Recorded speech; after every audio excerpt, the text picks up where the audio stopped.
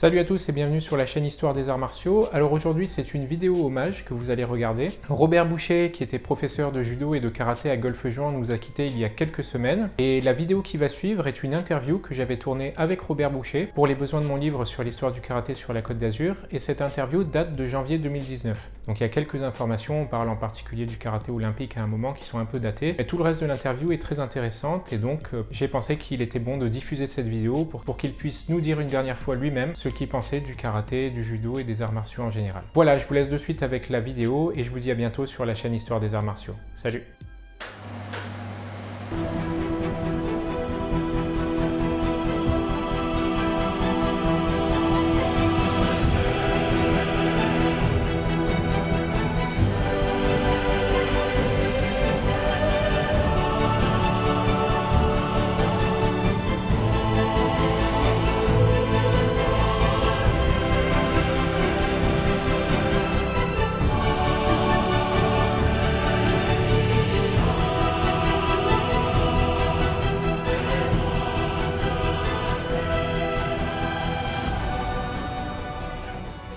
Alors, pour l'enregistrement, d'abord, j'ai besoin de votre nom, prénom, date et lieu de naissance. Boucher, E-T à la fin, B-O-U-C-H-E-T, Robert, 22-12-1935, à Golfe-Juan. À Golfe-Juan, parfait. Voilà.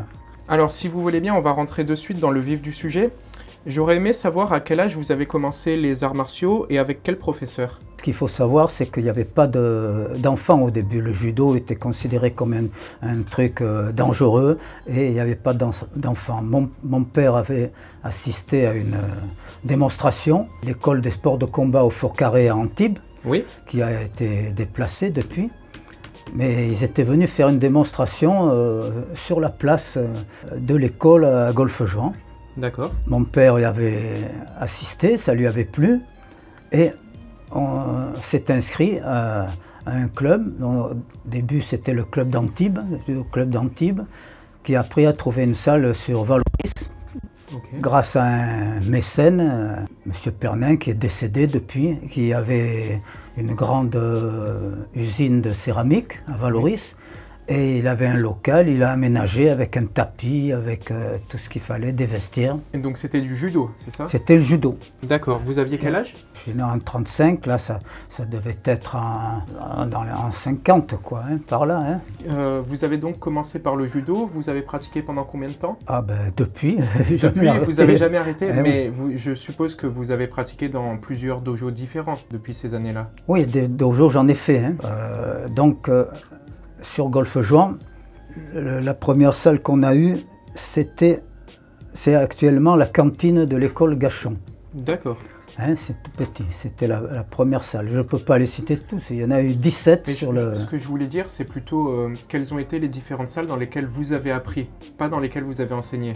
Ah, où j'ai appris, ouais. J'ai appris dans les stages, je ne suis pas allé dans d'autres clubs. Hein. Ah ok, d'accord. Ouais, il y a des stages. Hein. Pour le judo, j'ai suivi des stages, on a fait venir, j'ai sa photo, Tokyo Hirano, qui était un très très grand champion de judo. Sans arrêt, nous recevons Valera, il va venir bientôt là, ici à la salle, il vient nous faire un stage. Hein. Dominique Valera, chaque année on fait plusieurs stages. Là, rien que cette année, prévu au mois de mars, j'ai M. Lavorato, qui est 9e dan et un expert fédéral. Valera, il est déjà venu en début de saison, il reviendra sans arrêt, ça fonctionne là. Hein. D'accord. Voilà. Et donc vous avez commencé par le judo et vous êtes passé au karaté à partir de quelle année ou à quel âge à peu près? Je suis passé au karaté parce que les gens ne savaient pas ce que c'était. Il n'y avait pas eu les films de Bruce Lee, tout ça. Hein. C'était le karaté, c'était absolument inconnu. Il y en a un jour qui vient pour s'inscrire, c'est dans la salle que j'avais, c'était la salle, donc la cantine maintenant, de l'école Gachon. J'ai entendu parler, je veux faire du scarabée, il m'a dit. Voilà, il ne connaissait même pas le nom, les gens ne savaient pas ce que c'était. J'ai dû quitter cette salle. Un ami qui faisait construire un immeuble en face de l'ancien cinéma La Cigale, maintenant c'est le marché U. Hein. Ouais. Juste en face, il faisait construire l'immeuble. Ouais. Et il m'a dit, ben, pour le moment, l'immeuble est inhabité, Tu peux installer tes tapis, j'avais un tapis de démonstration, démontable. Tu peux t'installer dans la cave. Voilà, on avait mis un paravent pour les vestiaires, il n'y avait pas de douche, rien du tout, aucune commodité. Et ça a fonctionné un certain temps, jusqu'au jour où c'était en automne quand même. C'est fréquent dans la région. Grosse pluie, inondation. Ouais. Et j'arrive et mon beau tapis qui nageait sur 50 cm d'eau. Ouais. Donc déménagé. Pour en revenir à votre propre formation, vous avez pratiqué le judo combien de temps avant de commencer à pratiquer le karaté? Alors j'ai commencé, donc j'avais une dizaine d'années au judo. Et le karaté, j'ai mon diplôme là, qui date de 1957, commencé un peu avant quoi. Hein. Vous êtes donc l'une des premières ceintures noires en France alors? Oh ben oui, oui, oui. Et donc vous êtes devenu ceinture noire de karaté en 1957 et vous avez commencé à pratiquer quelques années avant? J'ai appris d'abord directement avec celui qui a introduit le karaté en France, c'est monsieur Henri Play. Okay. Hein. Et quand j'étais étudiant à Paris, ben, j'allais m'entraîner, j'étais plus souvent chez Play qu'à la faculté. Hein. Voilà. D'accord. Et vous étiez à quelle faculté? J'étais inscrit à la faculté des sciences, mais je ne suis pas resté, c'était pas mon truc, quoi. J'ai pas continué. C'est certainement le premier dojo de France, hein, oui, et puis la formation. Et puis Henri Play faisait régulièrement venir des Japonais aussi. Oui, oui, oui. Et vous avez suivi ces stages avec des Japonais? Oui, oui, oui, bien sûr. Alors, si vous vous souvenez les noms des maîtres qui sont venus? Maître Kazé est venu plus tard. Hein. Ouais, il est venu, j'ai travaillé avec Maître Kazé, hein, j'ai fait plusieurs stages. Chez Play, je fais une parenthèse, je me suis entraîné avec le Maître Wang Nam. Ah, le oui, père. Le père, oui. Voilà, qui venait s'entraîner là, chez Play. D'accord, en karaté à l'époque. En karaté, et je faisais chaque année des stages avec lui. Il faisait du karaté style Shotokan, qu'il avait appris avec Play. On faisait des stages dans l'arrière-pays, dans la Valmasque, en plein air, puisqu'il n'avait pas de salle. Et c'est moi qui lui ai donné l'idée, enfin en parlant, il m'a dit qu'il aimerait bien venir s'installer dans la région, le père hein, de Wang Nim. Oui, je comprends bien. Et je lui avais dit, ben, il y a peut-être des affaires à faire parce que c'était pas encore connu, et il y avait des espaces vides où le terrain était sûrement pas très cher. Et il avait acheté un terrain hein, sur l'arrière-pays Antibois, où après, par la suite, il a fait construire sa maison, son dojo et tout. D'accord. Et c'est là que toujours Wang Ni. Hein. Et en ce qui concerne le judo, vous avez appris ici, mais le karaté, vous avez appris à Paris, si j'ai bien compris. Oui, à Paris, oui. Oui, oui. Et une fois que vous êtes revenu après vos études à Nice, vous avez continué à pratiquer, à Nice, pardon, à Golfe-Juan, vous avez continué à pratiquer le karaté ici? Oui, oui, oui. Et cette fois-ci, vous étiez tout seul du coup, non? Pas été tout seul longtemps parce que j'avais fait un article sur le journal. Hein, un gars m'a contacté de Nice, Chassani. Ah, Guy Chassani, oui. Oui, voilà. Guy Chassani avait pratiqué le karaté en Allemagne lors il était à son service militaire, je crois, ou je ne sais pas pourquoi, il était en Allemagne et il a travaillé le karaté avec un maître japonais, hein, je ne sais plus, Guy Chassani, et il a fondé donc un club à Nice, et donc on avait deux clubs sur la Côte d'Azur. D'accord, donc le vôtre et le sien. Et le sien, voilà, donc c'était bien, ça a démarré, quoi. C'était vers quelle année? Environ en 60, quoi. Combien de temps vous êtes resté à la Montade Sainte-Geneviève à apprendre le karaté? Oh, je ne suis pas resté longtemps, je suis resté 2 ans à Paris. Ouais. Hein, parce que finalement, bon, c'est pas les études scientifiques, c'était pas mon truc. J'ai arrêté. Et j'avais la chance là-bas d'avoir un ami. C'était devenu un ami, c'était un professeur de judo, Monsieur Correa. Igor Correa était vraiment un maître de judo, qui faisait vraiment le judo comme il devrait être fait. Moi, j'ai toujours été très, très souple. Et chaque fois que je travaillais avec lui, il me dit « Pas si tendu, Boucher, relax ». Et il travaillait le judo. Ça n'existe plus maintenant. Maintenant, c'est des gros bœufs qui s'affrontent. Et nous, on travaillait le judo, vraiment l'art de la souplesse, de la finesse. Monsieur Correa a eu des problèmes avec la fédération de judo, dont il a été exclu. Pour quelle raison? Pour quelle raison? Tout simplement parce qu'il avait formé un syndicat des professeurs de judo. C'était l'ordre des professeurs. Il a pris quelques clubs avec lui, voilà, qui étaient plus ou moins dissidents. Nous, on a toujours appartenu à la fédération, mais on travaillait toujours parce que M. Correa était un gars... On n'en fait plus. Moi, je suis allé à Paris en voyage, et je lui rends visite. Je vais m'entraîner. Son dojo était ouvert toute la journée, matin, après-midi et soir. Et je m'entraîne, et puis après le soir, j'ai dit, bon, ben, M. Correa, je m'en vais, je vais aller chercher un hôtel. Oh, Boucher, vous n'allez pas aller à l'hôtel, vous avez qu'à... Vous restez là, vous dormez là, vous avez les douches, tout, vous avez le vestiaire, vous restez là. Je suis resté 1 mois. 1 mois à voilà. Habiter au dojo. Habiter au dojo, sans rien payer, vestiaire, douche, et en plus, souvent, ils m'invitaient à dîner. Et tout ça sans débourser 1 centime. D'accord. On ne fait plus de gens comme ça. Oui, effectivement. Et le nom de son dojo, c'était quoi? C'était Judo Club Saint-Louis. C'était pas l'île de la Cité, c'est l'île à côté, quoi. Ouais. Judo Club Saint-Louis. Donc, toujours, la première partie de mes questions concerne surtout votre jeunesse dans les arts martiaux, votre formation. Comment étaient les entraînements dans ces années-là? Est-ce que c'était très différent de nos jours? Je parle à la fois en judo et en karaté. Ouais, en judo, c'était très différent parce que c'était vraiment le vrai judo. L'art de la souplesse, c'était pas le judo qu'on voit maintenant. Techniquement parlant, est-ce que c'était plus évolué? À mon avis, oui, mais enfin, je suis un peu partial. C'était tout en finesse, quoi. Il y avait, si on mettait les brancards et tout ça, le prof, il dit, oh, c'est au judo, on n'est pas à la lutte. Okay. Voilà. Et en karaté aussi, c'était différent? Non, ça a évolué lentement. Au début, c'était donc le karaté Shotokan qui est venu en premier, qui a été introduit en premier. Et même le maître Hongnam, le père, il faisait le karaté Shotokan. Le karaté que vous pratiquiez avec Henri Play, est-ce qu'il était plus dur ou est-ce que physiquement c'était plus éprouvant que les entraînements qu'on voit de nos jours par exemple? Bon, c'était à peu près la même chose, ça, à peu pas près trop. Pareil. Oui, oui. Non, c'était pas dur physiquement, mais maintenant non plus, c'est le karaté. Et techniquement parlant, c'était différent? Non, c'était la méthode Shotokan qui est la plus pratiquée en France, quoi. Après moi j'ai changé, puisque bon, j'ai connu d'autres styles qui me convenaient mieux. Voilà, j'ai fait la connaissance du maître Nambou. J'ai le diplôme dans le bureau, je ne me rappelle plus en quelle année, quoi. Mais maître Nambou était venu, il y avait un tournoi international à Cannes, organisé par le club de Cannes, qui aussi était un des premiers clubs de karaté sur la Côte d'Azur. Le professeur, c'était M. Vichet, V-I-C-H-E-T, qui est décédé aujourd'hui. Ils avaient organisé une grande compétition de karaté. Voilà. C'était pas spécialement le Sankukai, c'était le Ouveraton.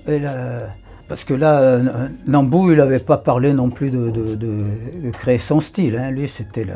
Mais pour vous dire, le tournoi qu'ils avaient organisé, la finale, vainqueur, Yoshinao Nambou. Sur la deuxième marche, il y avait Dominique Valera. Et était 3e ex aequo, si je me souviens bien, je ne vais pas dire de bêtises, il y avait peut-être Jean-Pierre Lavorato, qui est toujours professeur là, dans la région. Il a commencé à développer son karaté dans la région, Monsieur Nambou? Oui, d'ailleurs nous tout de suite on l'a suivi.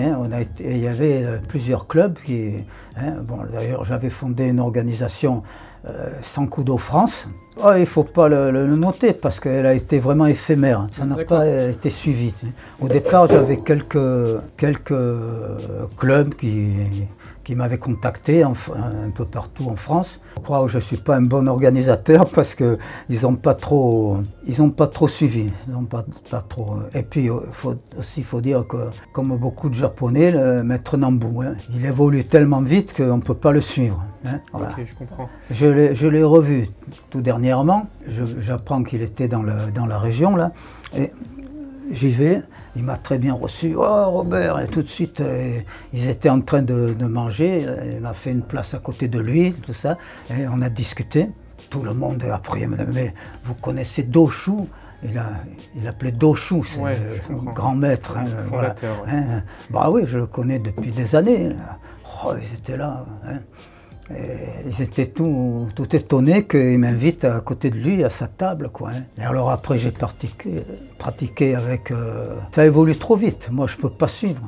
Vous avez pratiqué avec lui pendant longtemps? Au début, j'ai essayé de suivre, mais après j'ai arrêté parce qu'à chaque stage, ça avait encore changé. C'est très bien, lui, il était en perpétuelle recherche. Oui, c'était dans quelles années que vous avez essayé de le suivre? Les années 60, 70? Oui, voilà, par là, jusqu'à...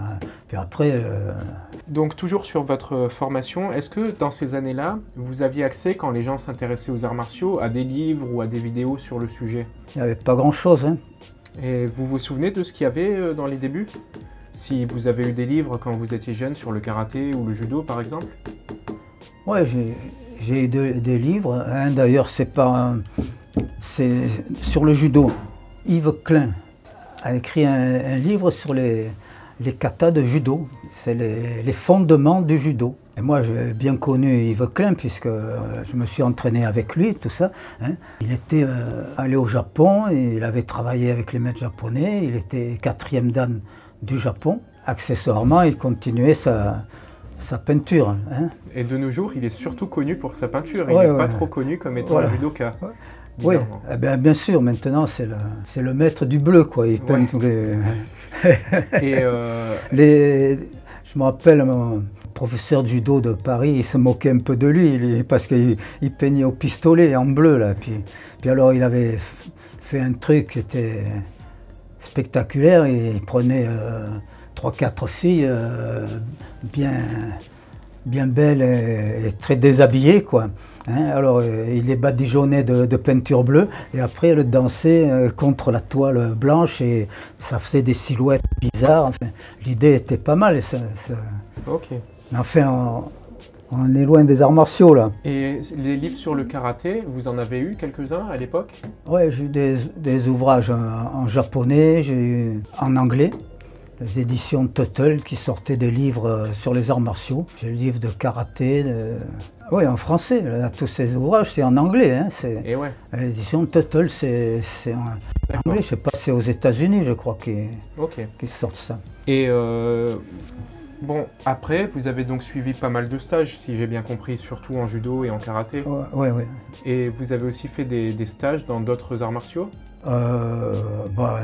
Non. J'ai vu que vous enseignez aussi les kobudo, si je dis pas de bêtises.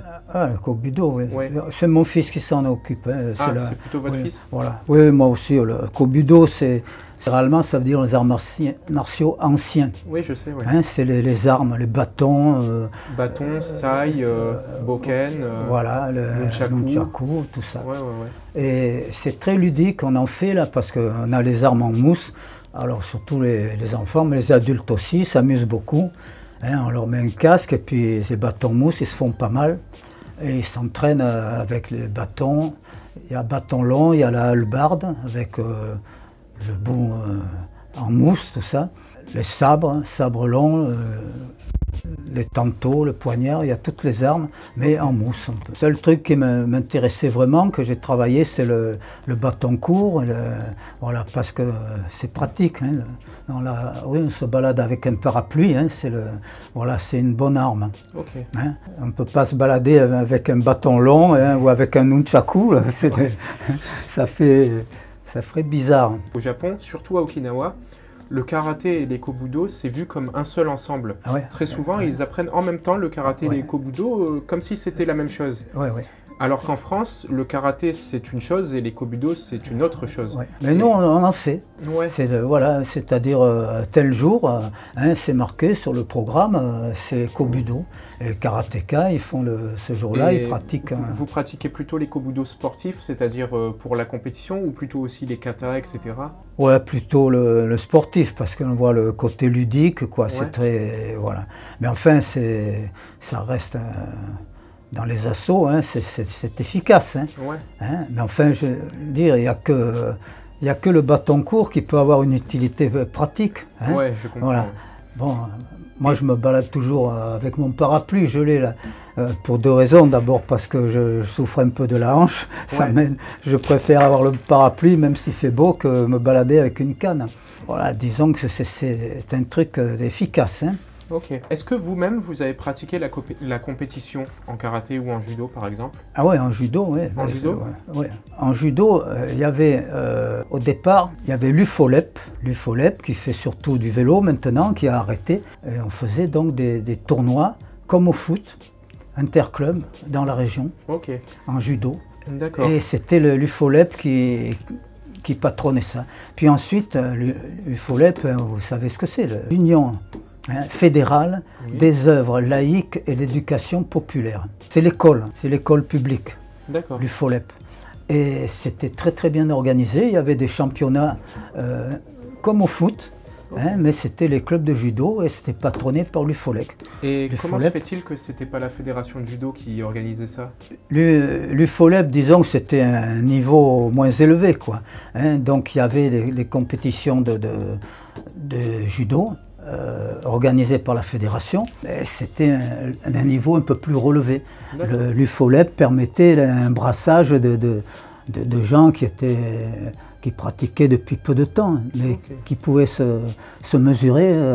J'ai même fait des compétitions et des passages de grade en judo, où il n'y avait pas de catégorie de poids. À l'époque, le judo, c'était open, il n'y avait pas de catégorie de poids. Ça devait être très difficile pour des gens de votre gabarit, qui sont un peu plus petits que la moyenne, de rivaliser avec des gens plus grands. Oui, mais il y en a un que j'ai jamais pu battre, il s'appelait Lou Van Fook, et c'était un petit asiatique, il était à peu près de ma taille, un peu plus petit même, et très léger. Je ne suis jamais arrivé à le planter, comme on dit en judo. Je le battais par décision. Pourquoi? Parce que j'attaquais plus et je le battais par décision. Par contre, j'ai battu, ça j'en suis assez fier, mais je ne le marquais pas parce que c'est le... Mais il était champion de Provence et il pesait 104 kilos. Alors, je peux dire son nom, mais ne le citez pas. Parce non, c'est pas grave, c'est pas grave. L'esquidier. Et ça, c'était au cours d'un passage de grade. Passage de grade, on faisait Tsukinami Shiai. Shiai, c'est combat, mais Tsukinami, littéralement, ça veut dire combat au finish, combat à mort, quoi. C'était vraiment le... Et ça se passe comme ça au Japon, les passages de grade. C'est-à-dire, les judokas, ils sont rangés par ordre de grade, du moins gradé au plus gradé. Moi, je fais ça très souvent le soir, pour finir la séance de judo. Voilà, donc ceinture blanche, ceinture jaune, etc. Alors le premier rencontre le deuxième, le vainqueur continue. Ah d'accord, voilà. Tournoi élimination directe. Voilà, celui qui a perdu, bon ben il y en a, alors ils s'arrêtent, ils ont 2 victoires, ils ne vont pas plus loin. Et celui qui a le plus de victoires, au Japon, le passage de grade, je ne sais pas si ça se fait toujours comme ça, et un gars il pouvait démarrer premier dan et à la fin de la compétition se retrouver 3e ou 4e dan, s'il avait battu les 3e ou 4e dan. D'accord. Alors que nous, il y a un délai pour chaque grade. Dans un Tsukinami Shiai comme ça, je me suis retrouvé donc avec un judoka qui faisait 104 kilos. Quoi. Quand il est arrivé en face de moi, il m'a dit bon, je ne vais pas me fatiguer avec lui. Il m'est rentré dedans comme un fou, quoi. J'ai esquivé, il est monté les pieds au plafond, là, boum. L'arbitre n'a pas osé donner hippon, quoi. Il s'est relevé comme un fou, il est revenu en courant sur moi, il a lancé, j'ai refait la même chose. Il n'a pas été plus loin, c'est moi qui ai continué la ligne. J'en suis assez fier, mais enfin, j'y suis pour rien, parce que c'est lui qui s'est battu tout seul. D'accord, je vois. Ne jamais sous-estimer un adversaire, quel qu'il soit. Par exemple, il y a un monsieur Midan, je ne sais pas si vous avez entendu parler, Midan, c'était le conseiller technique régional de judo, qui était à Lyon. Il était professeur du judo club du Rhône à Lyon. Et lui aussi, il est venu dans la région sur mes conseils. Parce que moi, quand j'étais étudiant à Paris, je faisais les retours pour les vacances en stop. Et, en stop, carrément? Oui, en stop, oui. Je n'avais pas les moyens de prendre le train. En stop, c'est difficile de faire Paris-Cannes. Direct, voilà. Des fois, le gars, il me laissait en pleine campagne et tout ça. Et en général, je m'arrêtais près de Lyon. On me laissait à Lyon. Et à Lyon, j'allais chez monsieur Midan, qui avait un club, le judo club du Rhône. Et chez Midan, je m'entraînais. Et puis, pareil, lui, comme monsieur Correa, il me dit, Boucher, vous n'avez qu'à dormir là. Et puis voilà. Donc, il m'hébergeait et après je repartais en stop jusqu'à Cannes. Okay. Voilà. Et qu'est-ce qui vous a motivé à pratiquer les arts martiaux toutes ces années? Ah ben, mon père qui a pratiqué avant moi, et puis moi je faisais du vélo, et ça lui plaisait pas mon père. Pas qu'il aimait pas le vélo, mais ça commençait à être dangereux, il n'y avait pas autant de voitures que maintenant, mais ça commençait, et il aimait pas que... Voilà. Puis un jour, il m'avait vu passer devant la maison, là, parce que j'habitais en bas de l'avenue des Mimosas. Là, et il m'avait vu passer sur la route nationale en lâchant le guidon. Là, et, je ne sais pas si je me recoiffais ou si je remettais ma casquette. Hein. Alors il m'avait passé un savon, quoi. Il m'a pratiquement amené de force au judo. Et puis j'ai accroché tout de suite, tout de suite. Et pourquoi avoir continué? Qu'est-ce qui vous plaisait dans le judo ou dans les arts martiaux? Ah ben je sais pas, ça m'a plu tout de suite. J'ai accroché tout de suite au judo et au karaté aussi. J'ai enseigné pratiquement tout de suite, hein, puisque... Donc votre premier club, vous l'avez ouvert en quelle année? Alors, eh ben, en 1957 par là, 57, 58. Hein. Donc j'ai commencé dans la salle... C'est une salle municipale qui est maintenant la cantine de l'école Gachon, oui, qu'il a fallu quitter. Ensuite, j'ai un ami qui construisait un immeuble en face le marché U, qui m'avait prêté sa cave, on a été inondés.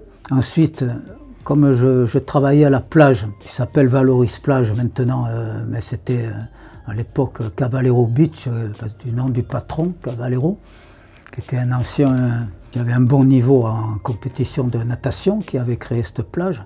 Et là, je travaillais là, je m'occupais des enfants. Il n'y avait pas à l'époque tous ces centres de loisirs, etc. Ça n'existait pas. Donc les parents qui venaient en vacances, ils avaient leurs enfants. Et alors moi, je prenais les enfants et je les occupais toute l'après-midi, ce qui permettait aux parents de se faire bronzer tranquillement ou se baigner. À la plage, j'organisais des courses, ça existe plus cet engin là, ils appelaient ça ski radeau, c'était comme une planche, hein, mais avec des rames là. Et je faisais des courses, ou alors on organisait des plages de golf joint, après il y a les rochers, là, les calanques, là. On allait en exploration, là, les parents étaient contents. J'occupais leurs enfants toute l'après-midi et eux, ils avaient la paix. Okay. Donc, et ça rapportait bien, puisqu'il y avait un forfait, je ne sais plus combien je faisais payer en anciens francs. Qu'est-ce qu'ils disent sur le site internet? Robert et Richard Boucher ont rejoint le club en 1989 et créé la section de karaté en 1990 et la section de kickboxing en 1992. Il y avait un club de judo ici à Golfe-Juan. Nous, on était à Valoris. Il y avait deux anciens... des judokas de l'armée qui s'occupaient de ce club. C'était M. Derel, hein, qui est en photo à l'entrée, ouais, et M. Palos. Tous deux étaient des anciens qui avaient fait l'Indochine, tout ça, de l'armée. Palos, il était 4e dan. Au cours d'une sortie, ça c'est l'histoire, une sortie qu'ils avaient fait, je crois, en Italie, un voyage. M. Palos est décédé. Il a eu un malaise cardiaque. Voilà. Le club a continué à fonctionner, mais M. Derel s'est retrouvé tout seul. Et il avait le judo commençant à être connu. Il y avait de plus en plus d'enfants, parce que moi, quand j'ai démarré, j'étais le seul enfant, il n'y avait pas d'enfants. Hein.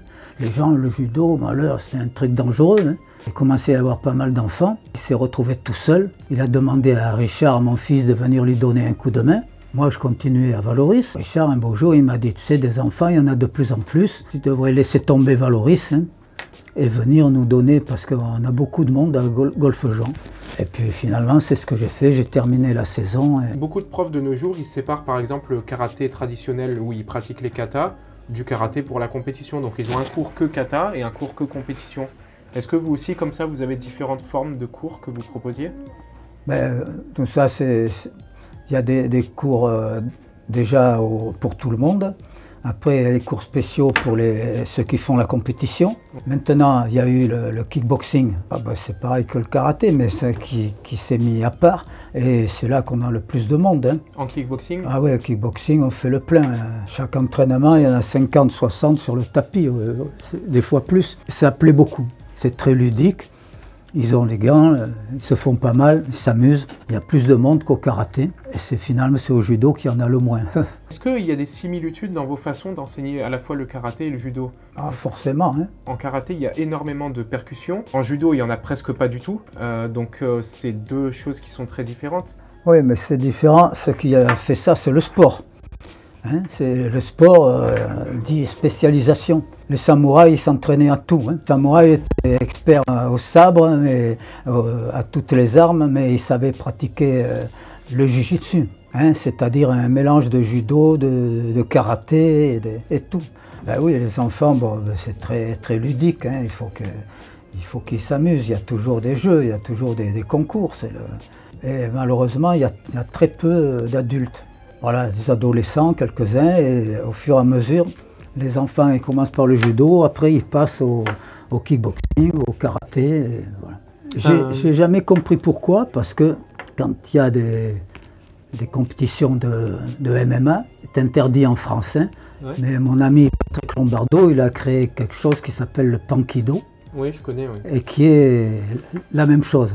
Et donc, c'est même mieux que le judo, parce que dans le judo, ils sont au sol, ils sont allés au sol, et il y a une situation bloquée, quoi, ça dure un peu. Hop, maté, on reprend debout.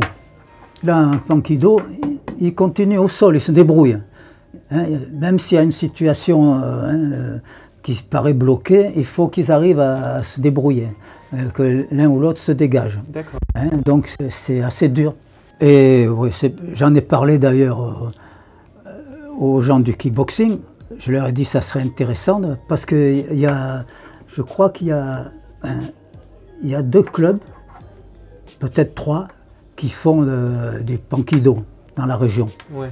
Et si on rentrait avec eux, on serait 4, on fait un championnat départemental, hein, ça mettrait un peu d'émulation, hein, ça serait possible. Il faut que les gars ils soient un petit peu formés au niveau judo. Mais ceux qui font du kickboxing, ils se font beaucoup d'illusions. Hein. Ils s'imaginent, oh, je n'ai pas besoin de faire ça, moi. Hein. Alors, avec leur grand coup de pied à la tête, hein, hein. Mais ils n'ont rien compris, quoi. Et j'ai énormément de monde, je leur ai dit, on aurait des compétitions intéressantes à faire, mais il faudrait venir un petit peu au judo, oui, sinon vous allez vous faire ridiculiser. Oui, parce qu'ils ont besoin de cette partie préhension qui est utile en Pankido. Non, mais un exemple, hein. En judo, je suis incapable de faire Uchimata, moi, j'ai jamais été... Hein, c'est un fauchage... Je connais, oui. Bon, je connais Uchimata, voilà, exactement. Eh bien, sur les gars du kickboxing, je les plante comme je veux. Chaque fois qu'ils veulent faire un coup de pied circulaire à la tête, mais j'ai juste à tourner, j'attrape la tête, et je fauche la jambe d'appui et il monte au plafond. Hein. Et oui. Et en judo, je suis incapable de le faire.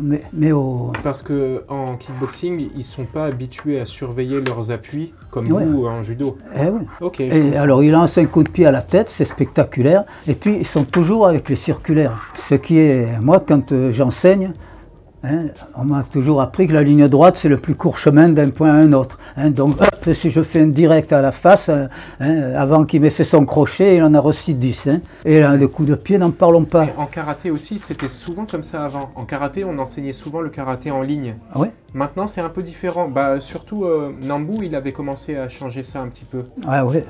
Bon, Nambu, il travaillait beaucoup les esquives. Hein. Ouais. Bon, c'est très bien. Et moi, sans Kukai, pourquoi pas avoir choisi un style de karaté qui est plus proche du judo, comme le Wadoryu par exemple? Là, il y a plusieurs raisons. D'abord, la raison, c'est les katas. Hein, le Wadoryu, c'est vraiment le style japonais. Hein, j'ai jamais trop apprécié ce style. Ah oui? Pour quelle raison? Ça ne me convient pas. Moi, je travaille les katas du Goju-ryu. Oui. Hein, bon, ça me convient. Je fais Sanshin tous les matins. Hein. Ah ouais? Ouais.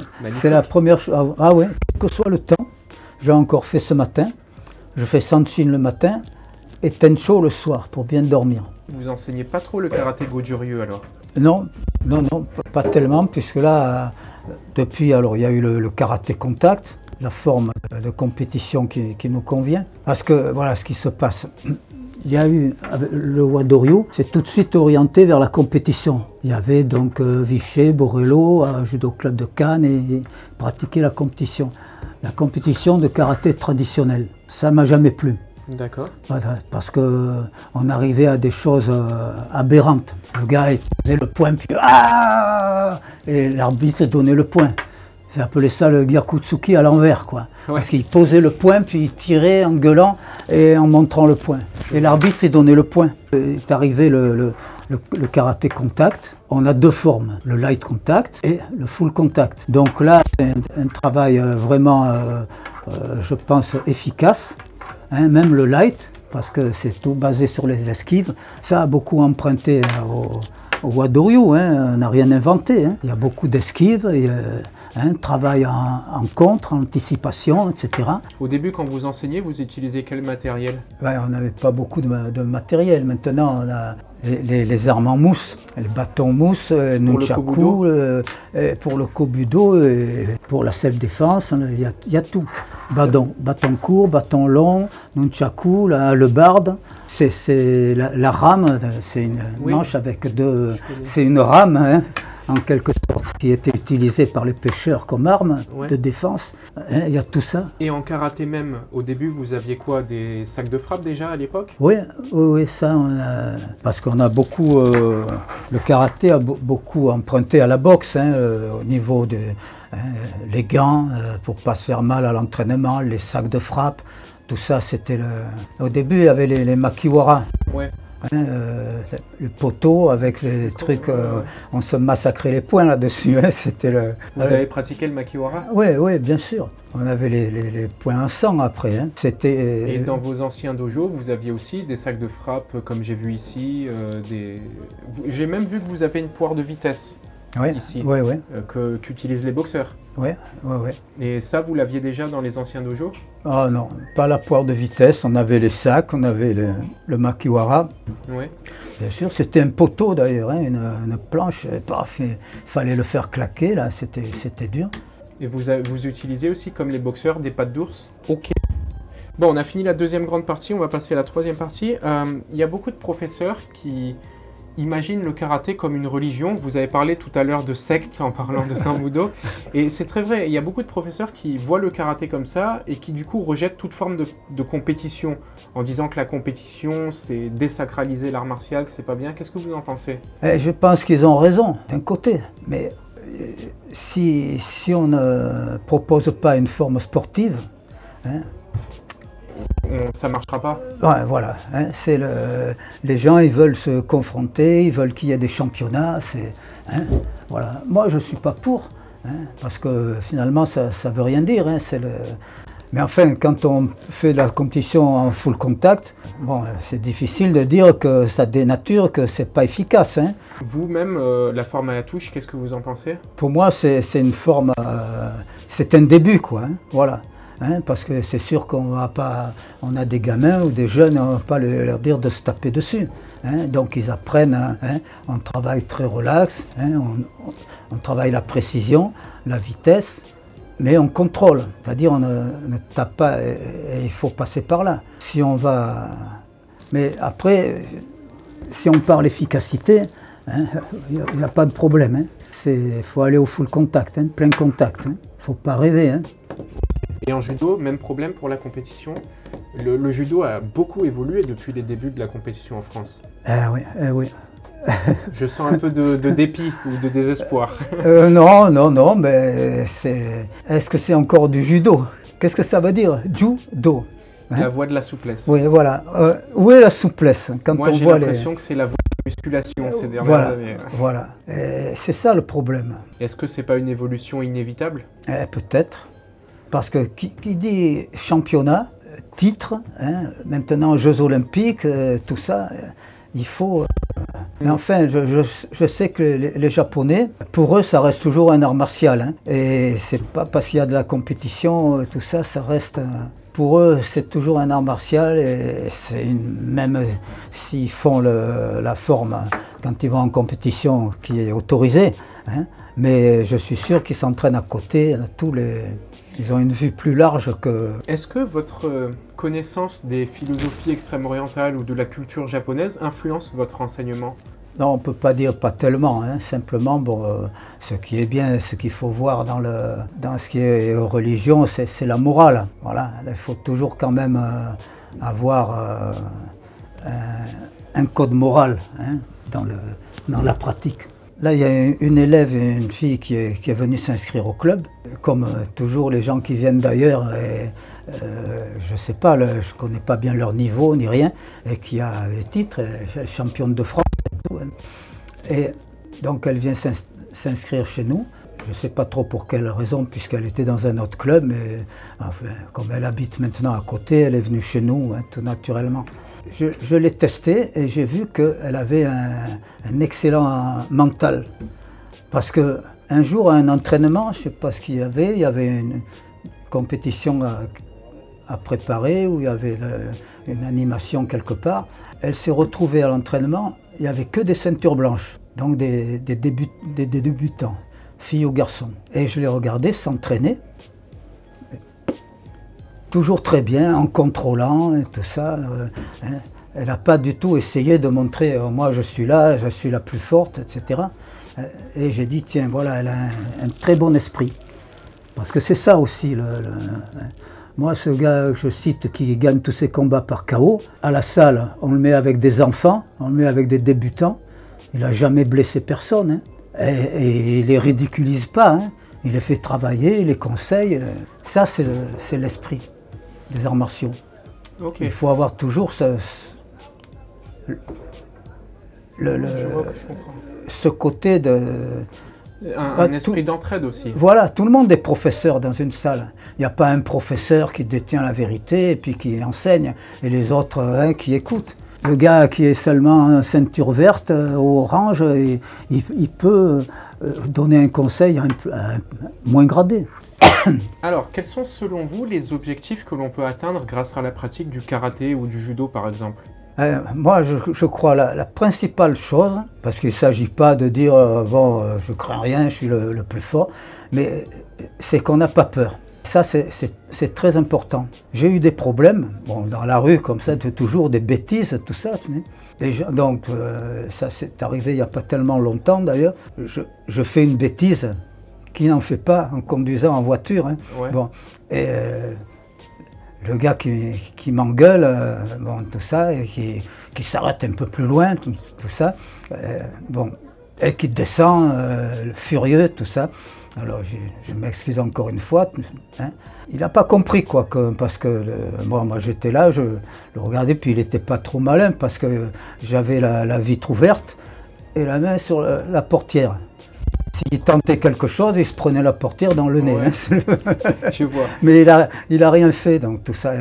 Et il a dit, vous savez, bon, j'étais pressé. Je ne me rappelle plus très bien comment ça s'est passé, mais j'avais tort, hein, ça c'était évident.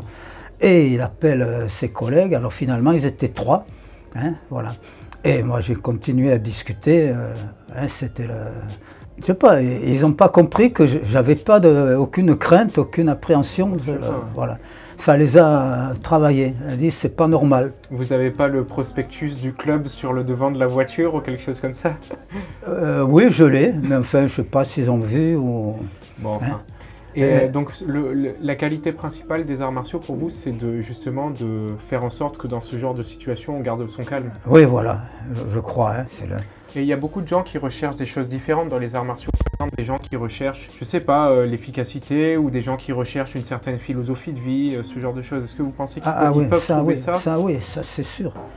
Philosophie de vie, déjà, bon, il faut pas bouffer n'importe quoi, il faut pas boire ou, hein, ou Et les arts martiaux, ça aide? Ah oui, ça aide. Bon, moi, je fais attention à ce que je mange. Hein. Voilà, c'est pour la santé. Hein. Bon, j'ai 84 ans, hein, je me plains pas. Hein. Je suis pas performant comme avant, mais faut pas rêver. Mais enfin, je suis bien. Hein. Okay. J'ai pas à part des douleurs articulaires là de ma hanche, hein, j'ai rien de... Alors, dernière question de cette partie. Qu'est-ce que vous pensez des autres arts martiaux et sports de combat? Par exemple, le kung-fu, le pencak-silat, qui est devenu important en France ces dernières années. Qu'est-ce que vous en pensez?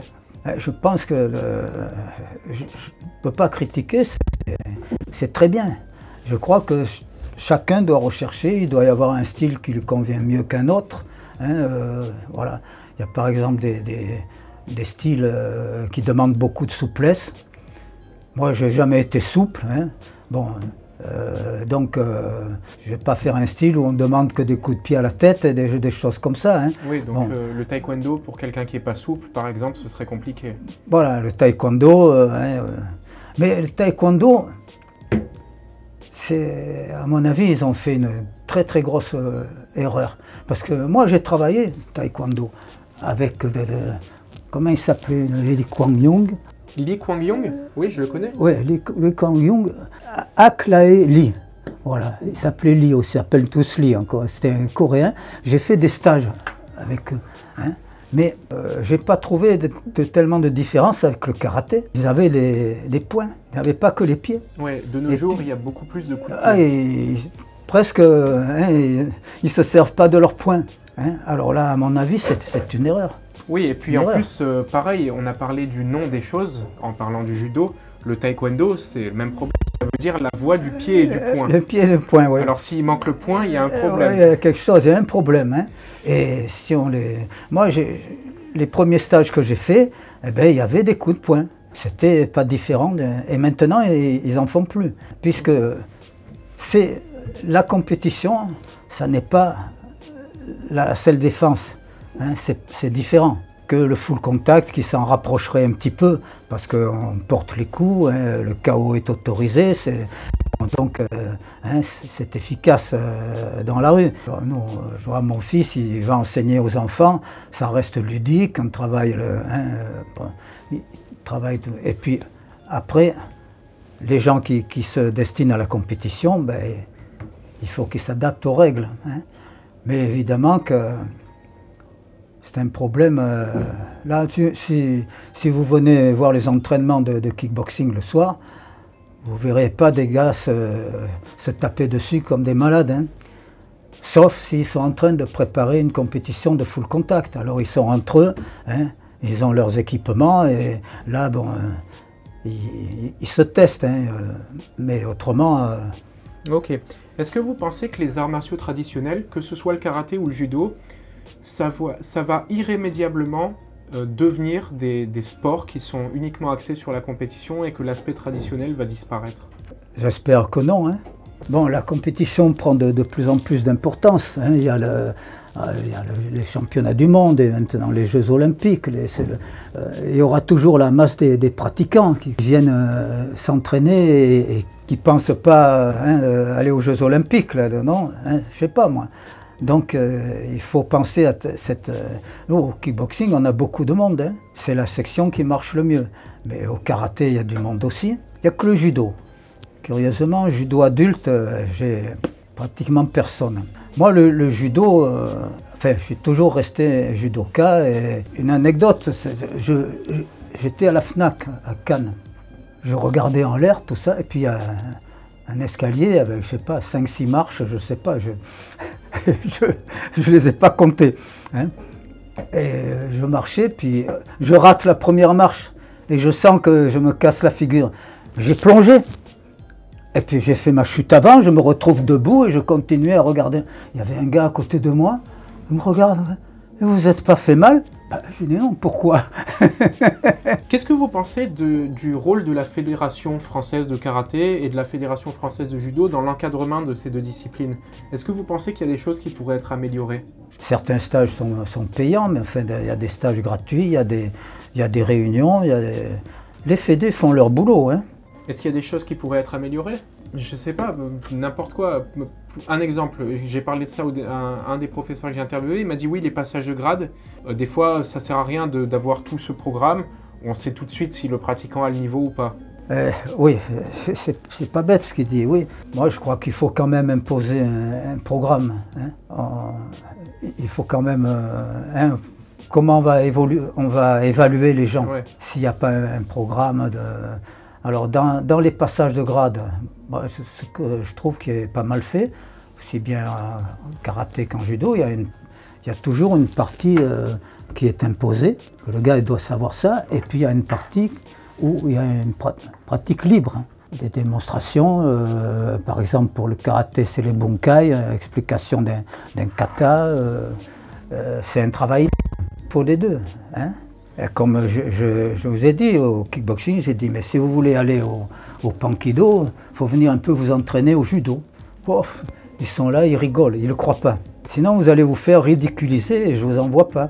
Ouais, je pense aussi c'est plus facile à voir. Bon, on voit un combat de boxe, même le gars qui ne pratique pas, il voit mieux les subtilités du judo. Le judo est aussi plus difficile à apprendre. Eh oui. Vous avez ici au club votre propre magazine, si je ne dis pas de bêtises. Pour finir, une dernière question. Si vous deviez transmettre une information ou une conclusion de cette interview à des jeunes karatékas qui vous liront peut-être dans, je sais pas, 20, 30 ou 50 ans, est-ce qu'il y a une idée qui vous est chère, que vous aimeriez transmettre en ce qui concerne les arts martiaux? Moi, il y a un mot c'est la persévérance. C'était le maître Kawashi, je crois, qui disait ça. Ce qu'il faut, c'est continuer. Maître Kawashi qui avait introduit le judo en France. Oui, j'ai son livre. Oui, oui. Ce qu'il faut, c'est continuer. Et quoi qu'on fasse, vous voulez apprendre à jouer d'un instrument, eh ben, si vous apprenez un petit peu là, quelques gammes et puis après vous en restez là, ben, vous resterez toujours un petit amateur. Hein.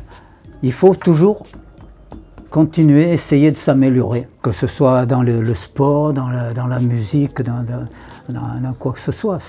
Moi j'ai été instituteur, hein, bon. Je citais souvent un élève qui s'appelait Bergonzo.